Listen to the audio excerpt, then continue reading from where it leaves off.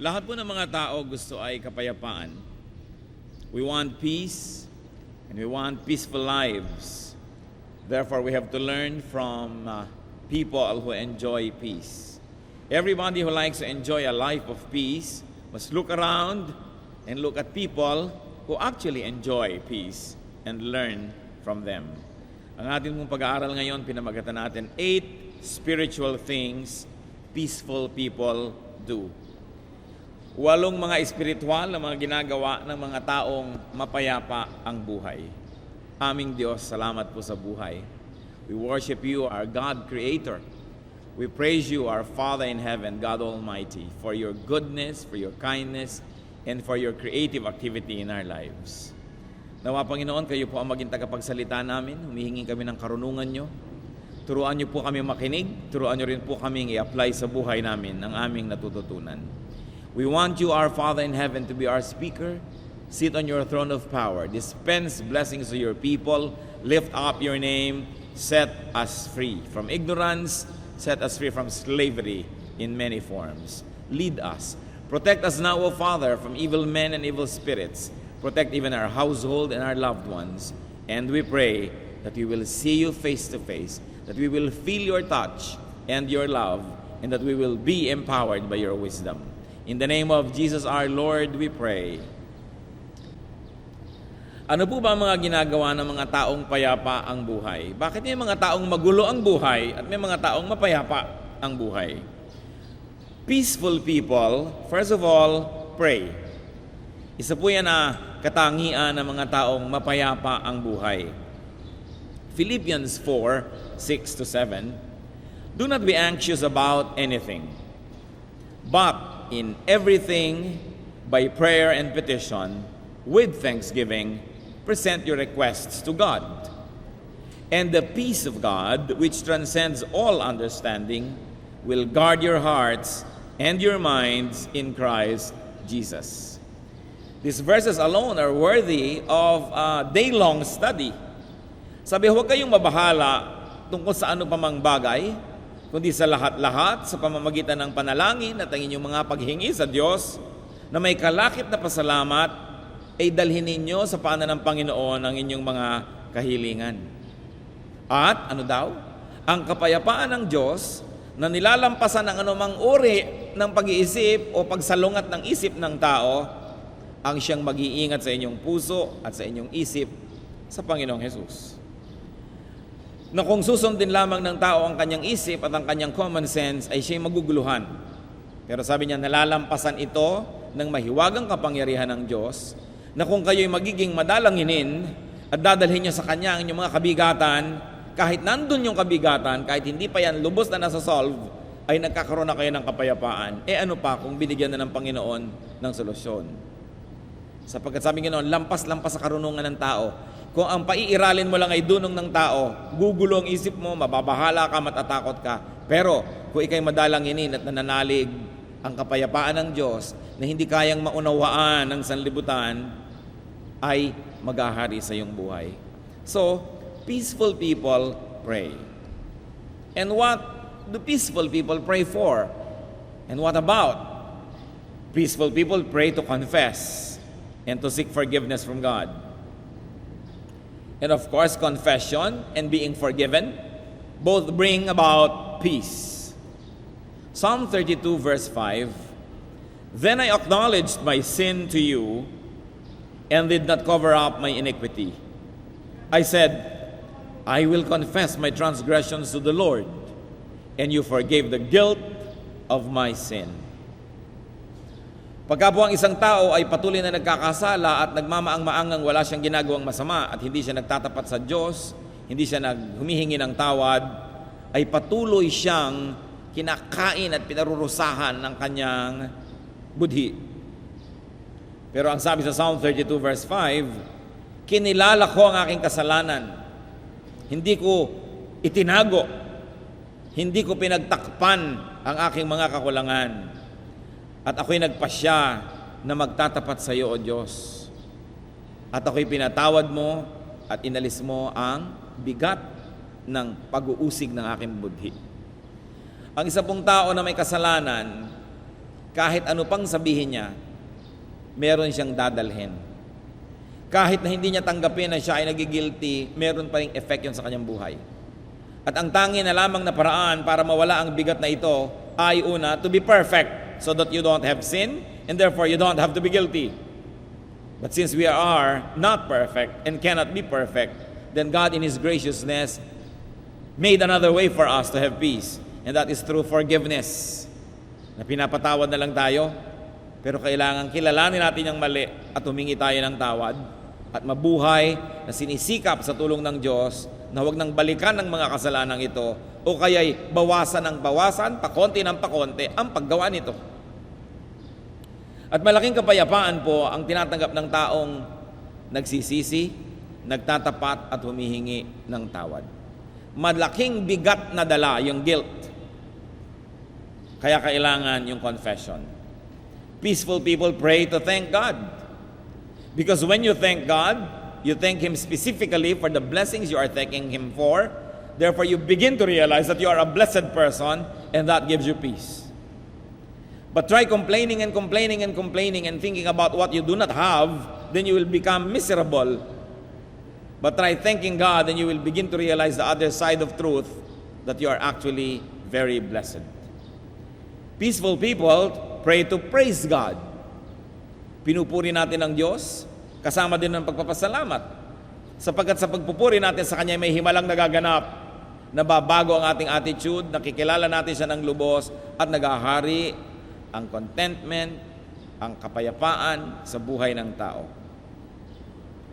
Ngayon, may mga prayer din na hingi ng hingi. Hindi naman masama, dahil sabi naman ng Diyos, sa akin kayo humingi, ako ang Diyos nyo. So peaceful people pray to place in God's hands one's needs and also those of others. Isa po sa mga pinakamahirap na makilala at matanggap sa buhay ay malaman natin marami tayong hindi kayang gawin. At yung matanto natin ang ating mga mahal sa buhay ay napakaraming pangangailangan na hindi nila kayang matapatan at hindi rin natin sila kayang matulungan. Pero pag dinadala natin sa Panginoon sa panalangin, napakalaki ng biyaya sapagkat nalilipat yung bigat mula sa ating mga balikat tungo sa Diyos. At gusto naman niya yon. Hindi naman siya tumatanggi na bunto na natin siya ng ating mga dalahin. Therefore, we pray to intercede for others. Because as much as we like to help people and we like to be there all the time, we cannot be. And we cannot help all the time. Therefore, we place in God's hands the weight on our shoulders. And the Lord Jesus has a very specific invitation for us to do this thing. Matthew 11:28-30. Come to me, all you who are weary and burdened, and I will give you what? Rest. Take my yoke upon you and learn from me. For I am gentle and humble in heart, and you will find rest for your souls.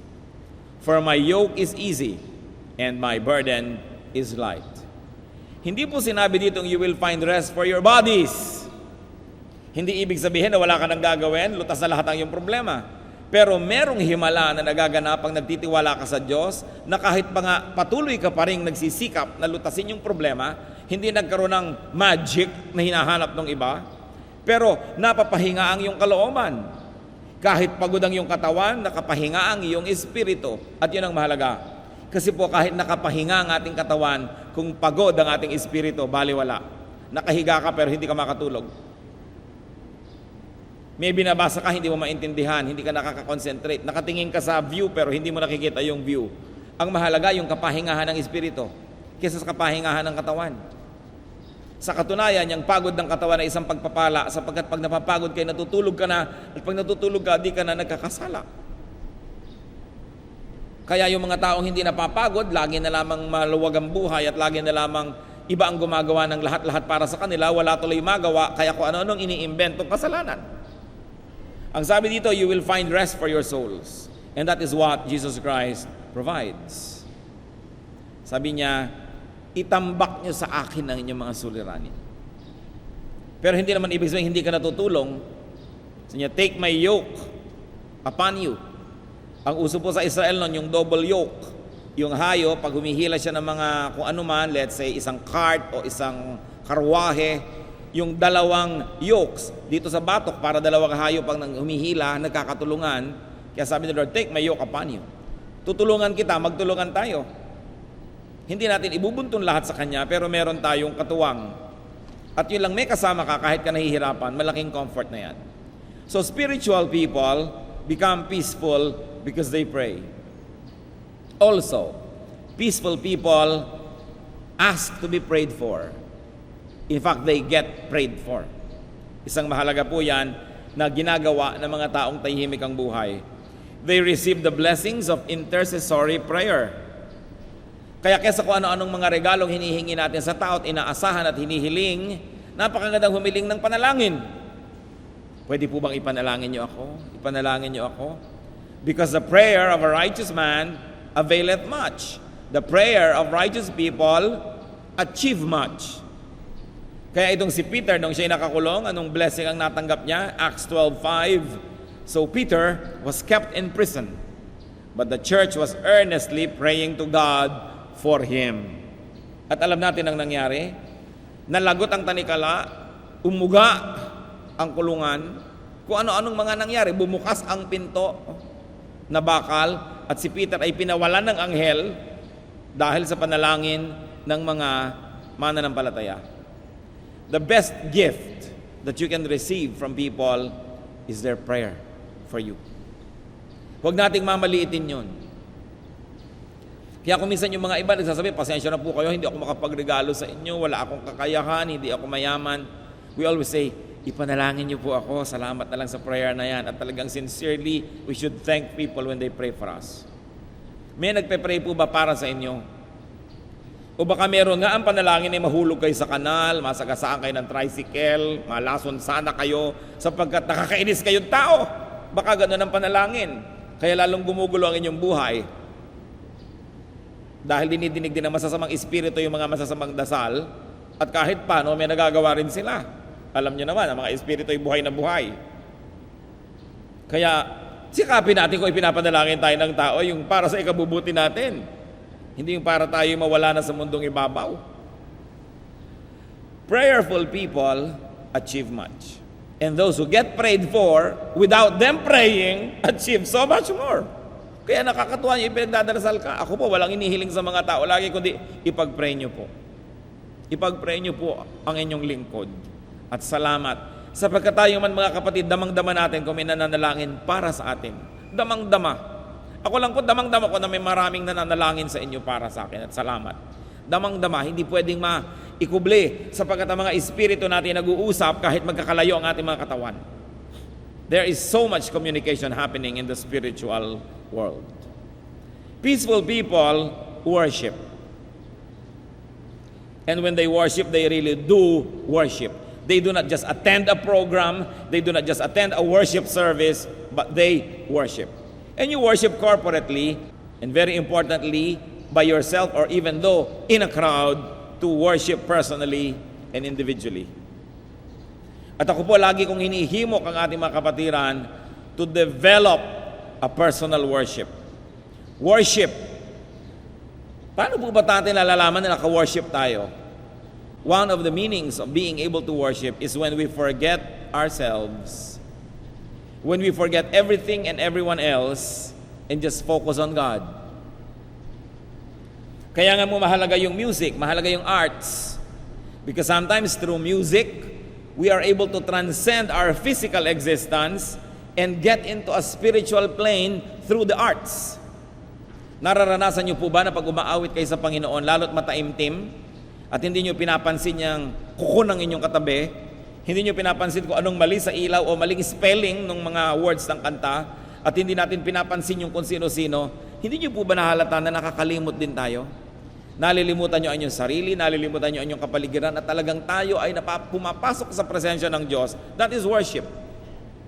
Pero sa pag-attend natin ng worship service, kung wala na tayong nakita kundi yung tama, yung mali, tayo puna ng puna, hindi tayo nakalimot, kumbaga. Baka umattend lang tayo ng program. Mahalaga na nakakalampas tayo doon sa ating existence at umaangat at nadadala tayo sa spiritual world. It's important, brothers and sisters, to develop ways to worship. You've got to have your personal way to worship, to develop ways to be transferred spiritually to the kingdom of God, to the kingdom of heaven. And the arts can be very, very helpful through singing, through dancing. Some people, when they dance with the Lord, they forget themselves and just focus on God. And then they're able to connect. Some people do that when they praise or when they meditate. Or sometimes not by singing, but by listening to music, they are transported to the spiritual world, to the world of the Spirit. Yun naman sa pakikinig ng salita ng Diyos ng iba. Sa sermon, habang nakikinig sila sa salita ng Diyos at ito'y naipapaliwanag, ay nalilimutan nila ang kanilang kapaligiran at sarili at nauunawaan, oo nga, ganito nga ang connection ng buhay. A plus B equals AB. Pag ginawa ko ito, ganun nga ang nangyayari. And you become more and more like Jesus because the Word of God transforms you. Whatever it takes, mga kapatid, huwag kayong papayag na umaattend lang kayo ng worship service. Dapat personally naka-worship tayo.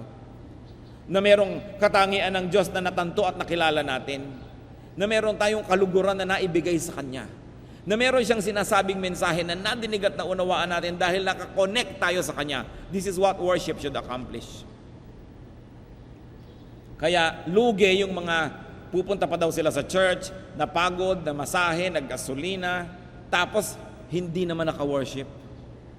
Dahil ang dadalang espiritu maghanap ng ipipintas, maghanap ng gulo. Kailangan talagang sa mo, Lord, ipaglalaban ko ito. I'm going to worship. And I like to experience you in a very personal way. I like you to really be in my heart. And I like to see you, to have a glimpse of you, to understand a word coming from you. If not many words, at least one. Then we are able to communicate with God.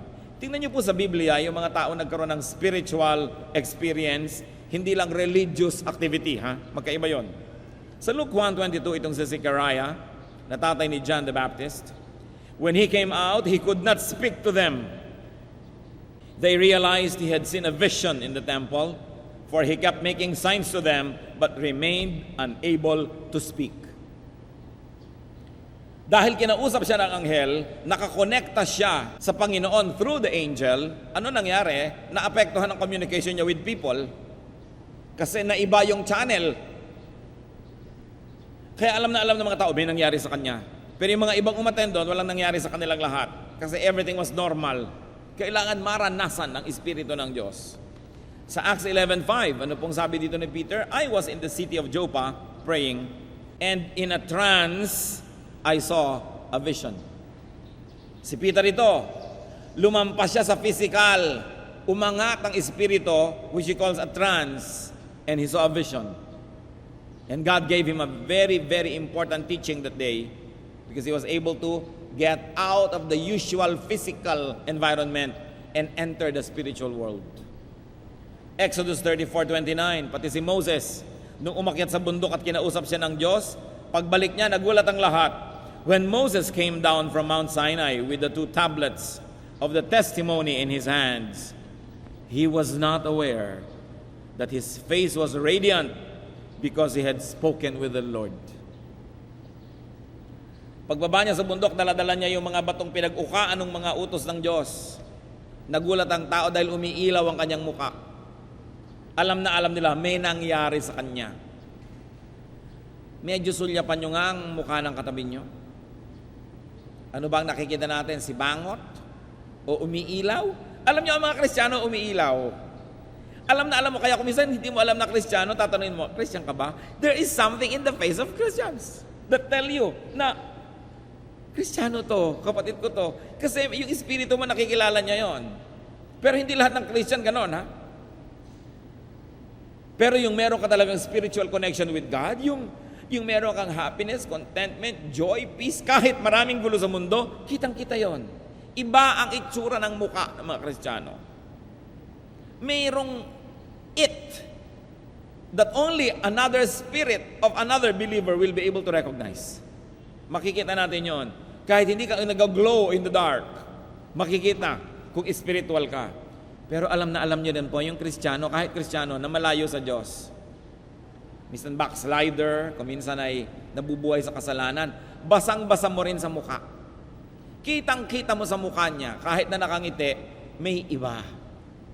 Kaya kailangan po spiritual ang experience natin. It even shows. Peaceful people immerse their hearts in God.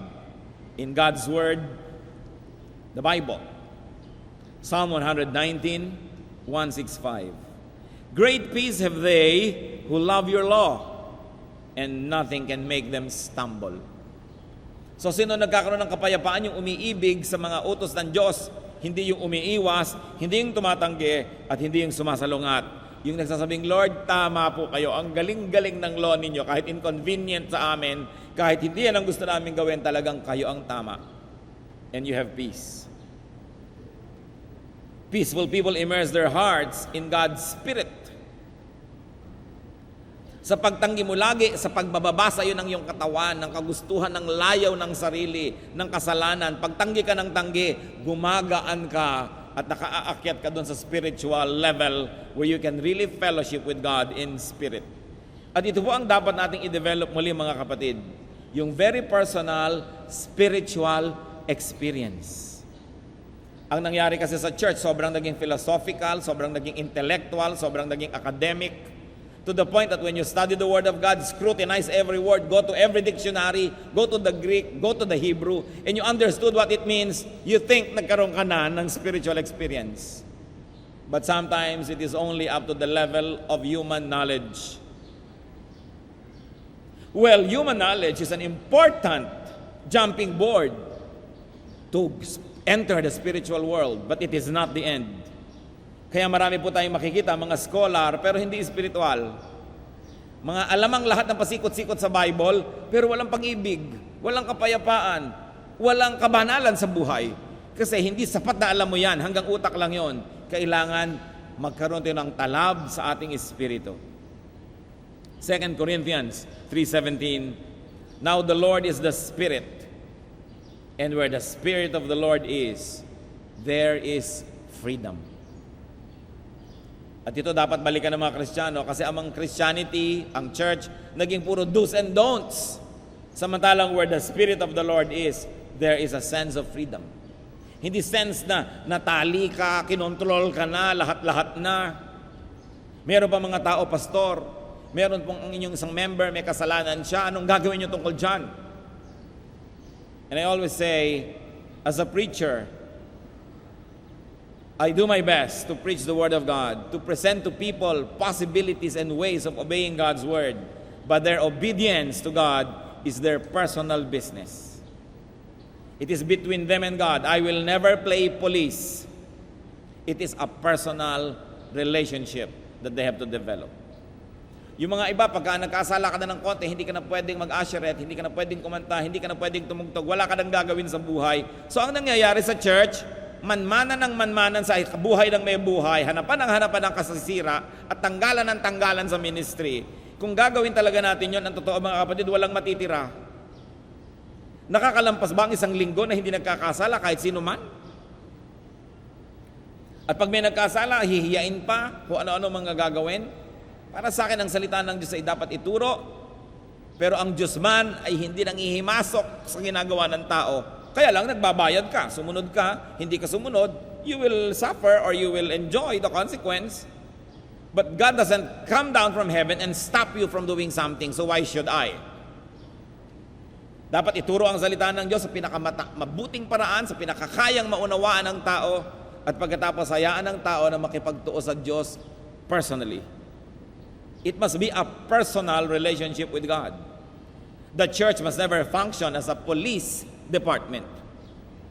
Nawawalan tuloy ng pag-ibig, nawawalan tuloy ng pagtutulungan, nagiging siraan tuloy ng siraan. And what does it result in? People become hypocritical about everything. They hide their mistakes, they hide their sorrows, they hide their imperfections because the church will condemn them. Nabaligtad, bakit pa nagka-church? Dapat sa church doon mga natatanggal lahat ang iyong maskara, because there's an atmosphere of acceptance. Not tolerance, but acceptance. And then like caregivers, we give care to each one and to everyone because the church is a hospital and everybody is a patient and everybody is a caregiver to one another. Pero kung lagi mo nalang babantayan ang kasalanan ng tao at lagi mo nalang chinecheck, nagkasala ka ba ngayon? Nagkasala ka ba ngayon? Tapos meron pang makikita mo sa mga placard, sa mga bulletin board, God saw what you did. No? Puro na lamang pang-uusig. Nasaan yung spirit of freedom? Will I be free to be able to tell you na meron akong weakness, na meron akong kasalanan, na meron akong mali para matulungan mo ako? O ikukubli ko ng ikukubli dahil oras na nalaman ng kapatiran pagpepiestahan. Kailangan po nating i-review yung ating spirituality. Because I always say there is a very wide gap between religiosity and spirituality. And in our fellowship, in our church, I don't want people to have to hide their sorrows and mistakes to the point that we cannot help them. But we must create an atmosphere where people may be free to admit that they are not perfect. And then we help one another. Ang Panginoong Jesus nga, even the woman caught in adultery, which the law required to be stoned to death, sinabi ng Panginoon, ay kung sino na lang ang walang kasalanan, mauna nang bumato, at walang naglakas ng loob na pumukol. At nung tumunghay ang Panginoon, sabi niya sa babae, nasa na mga babato sa'yo? Nag-uwi po. Bueno, umuwi ka na rin, at tigil-tigilan na ang iyong mga kasalanan. Umuwi ang babae, hindi naman siya akala mo pinagpapagalitan dahil siya ay makasalanan. Bagamat hindi naman natin dapat kupkupin, ang cute-cute mo naman, makasalanan, ang cute-cute mo. Hindi naman siyempre ganun. Pero ang point, huwag tayong maging mapang-usig. Because you don't know kung ikaw naman bukas ang madadapa at magkakamali. Kailangan sa church may pagtutulungan. Pagka ang mga tao patuloy nila ikinukubli sa kapatiran ng kanilang mga kamalian, ng kanilang mga imperfections, ibig sabihin lang, hindi pa tayo nakapag-create ng atmosphere of freedom. Not a freedom to do anything you like, but a freedom to be what you are and to seek help so you can be the better version of yourself. Acceptance is very important. Very, very important in the Christian community. Peaceful people seek and find God everywhere. Kung alam nyo na nasa dilim ang Diyos, mapayapa ba kayo makakapunta sa dilim? Yes. Kung alam natin na ang Diyos ay nando sa bundok, pag nagpunta ka sa bundok, matatakot ka ba? No. Kung alam natin na ang Diyos ay nasa lahat ng dako at hinahanap natin siya at matatagpuan natin siya dahil sabi niya, those who seek me will find me, then payapa tayo. Seek and find God everywhere. Psalm 139 verses 7 to 10. Where can I go from your spirit? Where can I flee from your presence? If I go up to the heavens, you are there. If I make my bed in the depths, you are there. If I rise on the wings of the dawn, and if I settle on the far side of the sea, even there, your hand will guide me. Your right hand will hold me fast. Sa niya, kahit saan po ako sumuot, O Diyos, naroon kayo. At kung ganun po ang attitude natin, at lagi nating maaalala yon, magkakaroon tayo ng kapayapaan.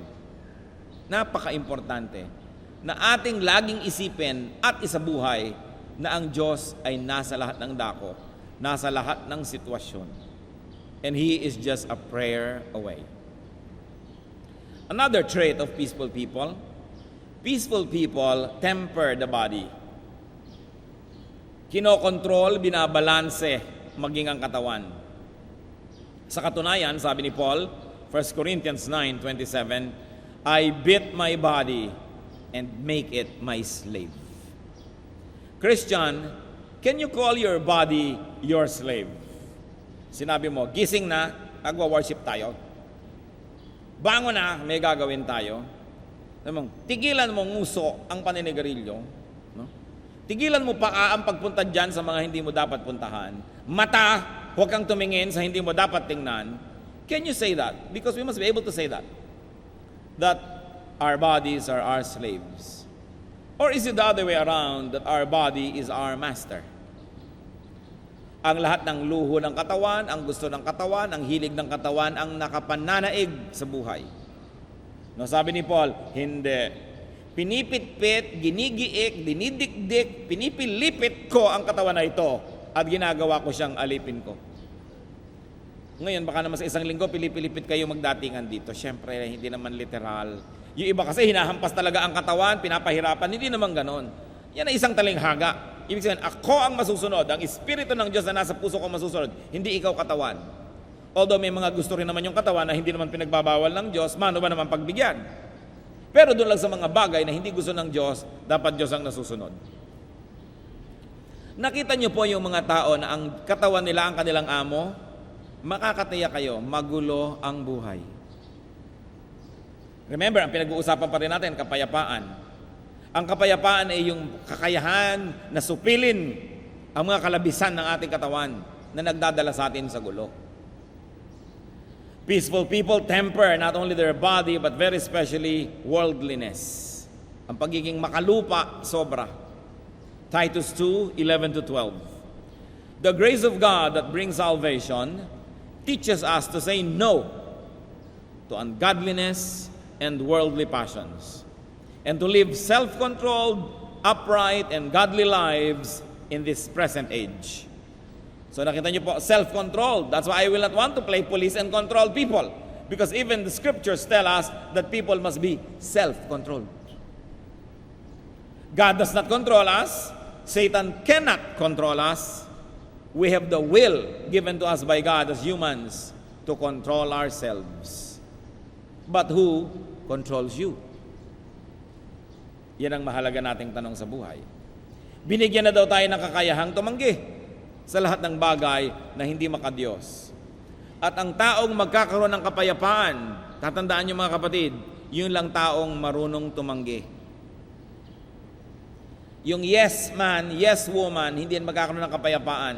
Lahat ng ialok ng mundo, pagbibigyan, nahihiyang tumanggi, hindi makayang tumanggi. One of the first skills that a godly person must learn is to say no when you must. At huwag nang magdalamhati, huwag nang mag-apologize. If it's a no, it's a no. And related to that, peaceful people fast. Not only from physical food, in fact, not from physical food, but peaceful people abstain from many worldly appetites. Kasi yung mga worldly appetites ang mahilig magpahamak sa buhay natin. 1 Peter 2:11. Dear friends, I urge you, as aliens and strangers in the world, to abstain from sinful desires which war against your soul. Sabi mga minamahal ko, hinihimo ko kayo, nakikiusap ako.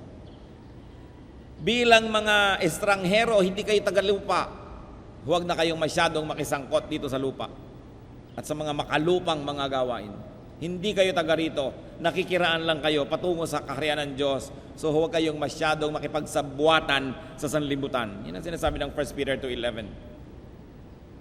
Because the world will only bring you trouble and vexation. Worries, cares. Peaceful people forgive. Isa po yan, ang main quality ng taong mapayapa. Nagpapatawad, marunong magpatawad. Sapagkat ang mga kinikimkim na galit, mga itinatanim na sama ng loob, hindi kapayapaan ang ibinibigay niyan, kundi gulo. Gulo ng isip, gulo ng espiritu, gulo ng emosyon. Dalawa lang naman para kasumaya. May nagkasala sa'yo, patawarin at nang matapos. Kasi, hindi naman sila titigil sa paggawa ng mali. Kung ang kapayapaan mo lang, walang ginagawang mali sa iyo ang tao, hindi na mangyayari yon dahil ang daming taong gagawa sa iyo ng mali. Para ka makalaya, kailangan may gawin kang iba. Yung kahit anong gawin mo, patatawarin kita. O di tahimik ang buhay nyo.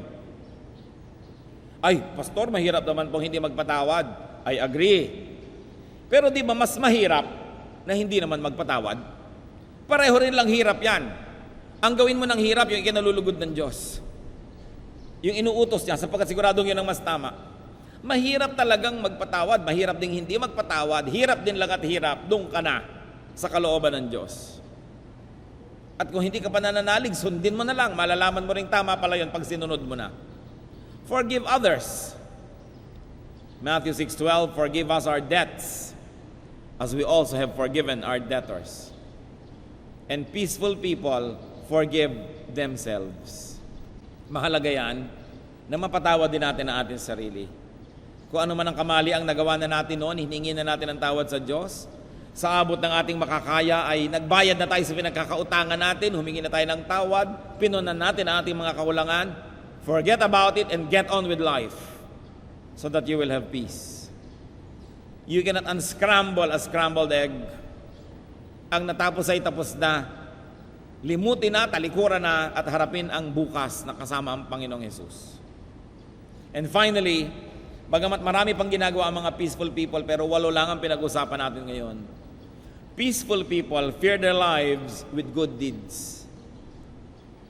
Pinupuno nila ang kanyang araw, ang kanyang linggo, buwan, taon, ang buhay ng kabutihan. Lalong-lalo na ang paggawa ng mabuti sa mga kapuspalad, sa mga kawawa, sa mga naaapi, sa mahihina, sa mga may sakit, sa mga walang kakayahan na tulungan ang kanilang sarili. May himala na nangyayari pag tinutulungan natin sila, may kapayapaang naghahari sa ating puso. Maybe one of the reasons is what they call in physics the law of impenetrability. That only one thing can occupy one place at one time.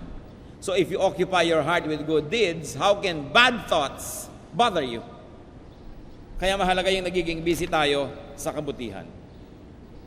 Mga kapatid, hindi na siguro natin kailangan pang ipag-iitan ito. Alam natin ito. We all want peace. But peace does not come automatically. Peace is fruit of discipline. It is a fruit of a disciplined spiritual life. Pinagpapraktisan, pinagpapasyahan na gagawin, at ipinaglalaban na laging gawin. Hindi nahuhulog mula sa langit na parang kometa ang kapayapaan sa buhay. Ito ay natatamo sa pamamagitan ng pagsisikap, ng practice, at ng consistent commitment. So be committed to do spiritual things, and peace will rule in your life. Huwag lang tayong umasa doon sa peace sa kabilang buhay, kundi peace on earth. Sapagkat yung mga anghel na nag-aawitan nung isinilang ang Panginoong Jesus, ang awit nila, peace on earth. Hindi peace in heaven, hindi peace in the next life, but peace on earth. At hindi naman siguro sobra na ambisyon natin na magkaroon ng gano'n na ating buhay. Mga kapatid, kung kayo po payapa na, magpasalamat kayo sa Diyos. Maraming hindi pa payapa. Kailangan sundin natin yung mga spiritual laws. Dahil tulad ng binanggit, hindi yan automatic. Yan ay bunga ng pagsisikap na pinagpapala naman ng Diyos pag pinagsusumikapan. Aming Ama, salamat sa iyong mga paalala sa amin kung paano kami magkakaroon ng payapang buhay. Nais namin, Panginoon, matamasa ito. Kayo na pinagmumulan ng kapayapaan, nawa ang munting mensahe na pinagsalusaluhan namin, kapulutan ng aral ng mga taong magugulo ang buhay. Napakasarap umamin sa Diyos, napakasarap magsabi sa Kanya, dahil para siya isang manggagamot na pag sinabi mong may karamdaman ako, kayong makakagaling sa akin, ay nariyan siya just a prayer away. Panginoong Diyos, ayaw niyong magulong buhay namin. Sinabi ng Panginoong Jesus, my peace I give to you. Lord, tumitindig sa iyong harapan po ang mga babae at lalaking sumusuri sa buhay nila at nagsasabing more than trouble than peace. Lord, we know that this is not your will for these men and women. That this is not your will for any one of us. That this is the work of the evil one. That this is the work of falsehood. That this is not the work of truth, because the truth sets free. So we ask you, Father, lahat ng nakikiisa sa dalangit nagsasabi ring ako ang buhay ko'y magulo. Panginoon, hipuin mo po ngayon, humihingi kami sa iyo ng isang emergency room treatment. Na magkaroon ng himala ang damdamin, ang puso ng mga kapatid na ito at magkaroon ng puwang ang kapayapaan. At patapos yan, Panginoon, humihingi kami ng sustained recovery treatment coming from you. Nawa, Panginoon, ipakita mo sa mga kapatid kung anong dahilan, kung anong pinto na pinapasukan ng gulo, papasok sa buhay nila. At nawa magkaroon ng mga kapatid ng karunungan na isara ang pintong ito. Palabasin ang mga magugulot ng gugulo at papasukin ang iyong espiritu at ang lahat ng makapagbibigay ng kapayapaan sa buhay. Ituro mo, Panginoon, kung sakaling nadidimla ng isip at natatakpan ang katotohanan, buksan mo ang mata ng mga anak mo nang makita nila kung ano, kung sino ang nagiging dahilan ng gulo ng kanilang buhay. Maaaring ito'y ibang tao, maaaring sila mismo. Maaaring kami mismo, Panginoon, ang lumilikha ng gulo ng buhay namin. So ituro mo ang aming pananagutan at ang maituwid namin, at ituro mo, Panginoon, ang dapat na pasyang gawin, ang mga pintong dapat isara na pinapasukan ng mga gulo sa aming buhay. Teach us, O God. At nawa, puspusin mo ng habag at awa ang mga kapatid na ito na nabubuhay sa kaguluhan. Kung parang magulong buhok, suklayin mo ang buhay nila at magkaroon ng kaayusan. Bigyan mo sila ng karunungan, lakas ng espiritu at loob na magpasya ng mga tamang dapat gawin upang maituwid ang mga liko. At dalangin din namin, Panginoon, padalhan niyo po sila ng mga anak mo ring makatutulong. Mananalangin para sa kanila, magbibigay ng mabubuting mga payo. At nawa, Panginoon, sa iyong sariling paraan na makapangyarihan at mahiwaga, bigyan mo sila ng maraming katuruan at karunungan. Kaming lahat humihingi sa iyo ng kakayahan na makilala ang gumugulo sa aming buhay at ito'y alisin. Huwag kaming makinig sa aming damdamin, sa aming emosyon. Huwag kaming makinig sa aming mga desires, sa aming kagustuhan ng comfort, kundi ang sundin namin yung tinig mong nagpapalaya. Set our brothers and sisters, set us free from troubled lives. At nagpapasalamat kami, Panginoon, dahil kayo ay mabuti. Panginoon, pagpalain mo kami at salamat sa mga pagpapalang ibinibigay mo. Purihin natin ang Panginoon, palakpakan natin ang ating Diyos ng kapayapaan.